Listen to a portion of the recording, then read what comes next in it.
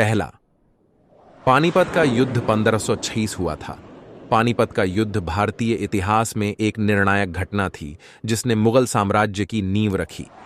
बाबर, जो तैमूर लंग का वंशज था, ने उत्तर भारत में अपनी स्थिति मजबूत करने के लिए दिल्ली के सुल्तान इब्राहिम लोदी से संघर्ष किया। युद्ध की पृष्ठभूमि बाबर ने अपने पिता की मृत्यु के बाद फरगाना की गद्दी संभाली, लेकिन लगातार संघर्षों के कारण उसे अपना राज्य छोड़ना पड़ा। समरकंद और काबुल पर अधिकार करने के बाद उसने भारत पर आक्रमण करने की योजना बनाई। बाबर ने 1526 में सिंधु नदी को पार किया और इब्राहिम लोदी की सेना का सामना करने के लिए पानीपत में डेरा डाला। युद्ध की रणनीति की बात करें तो बाबर ने अपने तोपखाने और मोर्टार का कुशलता से उपयोग किया, जो भारतीय युद्धों में एक नई तकनीक थी। उसने युद्ध में तुल्लुगमा और अरबा नामक युद्ध योजनाओं का प्रयोग किया। उसकी सेना ने लोदी की विशाल सेना को तितर-बितर कर दिया और निर्णायक जीत हासिल की। फिर इस युद्ध के परिणाम स्वरूप बाबर ने दिल्ली और आगरा पर कब्जा कर लिया और मुगल साम्राज्य की नींव रखी। इब्राहिम लोदी की मृत्यु ने लोदी वंश के अंत और भारत में मुगल युग की शुरुआत को चिह्नित किया।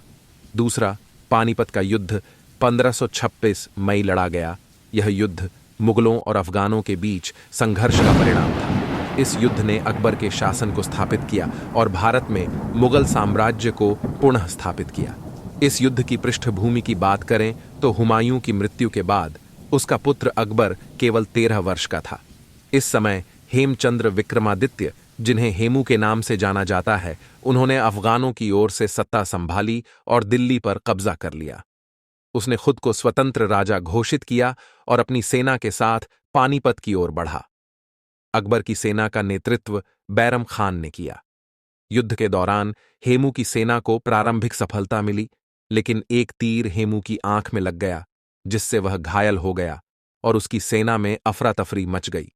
इस स्थिति का फायदा उठाते हुए अकबर की सेना ने निर्णायक जीत हासिल की। परिणाम, हेमू की पराजय और मृत्यु ने अकबर के लिए दिल्ली का मार्ग प्रशस्त किया और उसने भारत पर अपना शासन स्थापित किया।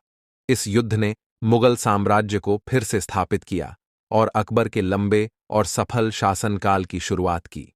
तीसरा, पानीपत का युद्ध 1751 में भारतीय इतिहास के सबसे विनाशकारी और रक्तपातपूर्ण युद्धों में से एक था। यह युद्ध अहमद शाह अब्दाली और मराठा साम्राज्य के बीच लड़ा गया। इस युद्ध की पृष्ठभूमि की बात करें तो मराठा साम्राज्य ने अपनी शक्ति को उत्तरी भारत तक विस्तारित कर लिया था और दिल्ली पर नियंत्रण कर लिया था।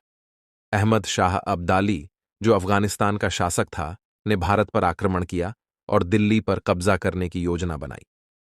मराठों ने अब्दाली की सेना का सामना करने के लिए एक विशाल सेना तैयार की और पानीपत में डेरा डाला। युद्ध की रणनीति की बात करें तो मराठा सेना की स्थिति कमजोर थी, क्योंकि उन्हें आपूर्ति और समर्थन की कमी थी। वहीं अब्दाली की सेना ताजी और बेहतर सुसज्जित थी। युद्ध के दौरान मराठा सेना ने बहादुरी दिखाई, लेकिन उनकी स्थिति कमजोर होती गई। अब्दाली की सेना ने मराठों को भारी हानि पहुंचाई और युद्ध जीत लिया।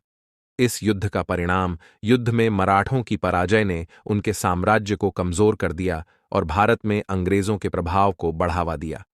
मराठों की हार ने उन्हें उत्तर भारत से लगभग हटा दिया और ईस्ट इंडिया कंपनी को भारत में अपनी शक्ति बढ़ाने का अवसर प्रदान किया। तीनों पानीपत के युद्धों ने भारतीय उपमहाद्वीप के राजनीतिक, सामाजिक और सांस्कृतिक परिदृश्य को गहराई से प्रभावित किया। ये युद्ध न केवल सैन्य दृष्टिकोण से महत्वपूर्ण थे, बल्कि इनके परिणाम स्वरूप भारत की राजनीतिक संरचना में महत्वपूर्ण बदलाव आए। अपने भारत का इतिहास जानने के लिए हमारे चैनल को जरूर सब्सक्राइब करें। धन्यवाद।